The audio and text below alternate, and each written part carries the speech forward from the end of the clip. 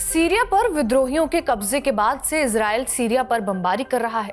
इसके अलावा उसने कब्जे वाले गोलान हाइट्स से करीब 14 किलोमीटर अंदर अपनी सेना तैनात कर दी है। इजराइल के इन हमलों और कार्रवाई की कतर, सऊदी अरब और इराक ने निंदा की। इस बीच इजरायली पीएम बेंजामिन नेतन्याहू ने बड़ा बयान दिया है। इजराइल के प्रधानमंत्री बेंजामिन नेतन्याहू ने सोमवार को यह कहा कि लगभग 60 सालों से इजराइल के कब्जे में रहा गोलान हाइट्स हमेशा के लिए इजराइल का ही रहेगा।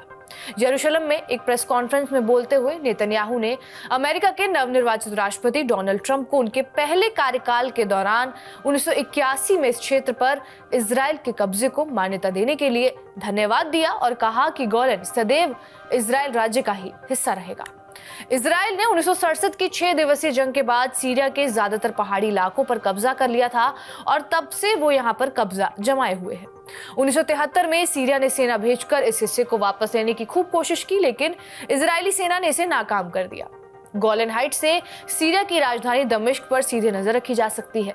नेतन्याहू ने कहा कि ऊंचे इलाकों पर इजराइल का नियंत्रण हमारी सुरक्षा और संप्रभुता दोनों सुनिश्चित करता है। साथ ही उन्होंने असद के पतन के बाद गोलान हाइट्स को बफर जोन और उसके आगे के इलाके को नियंत्रित करने के लिए अपनी सेनाएं भी भेज दी हैं। संयुक्त राष्ट्र और इजराइल के पड़ोसियों ने इस कदम की निंदा की। संयुक्त राष्ट्र के प्रवक्ता ने सोमवार को यह कहा कि इजराइल की कार्रवाई इजराइल और सीरिया के बीच 1974 के समझौते का उल्लंघन है। नेतन्याहू ने रविवार को यह कहा था कि असद सरकार के पतन और सीरियाई सेना की अपनी चौकियों को छोड़ने से यह समझौता अमान्य हो गया है। वहीं अल असद की सरकार के पतन के बाद एसएफए ने राष्ट्रीय टीम की किट और लोगों का रंग लाल से बदलकर हरा कर दिया है।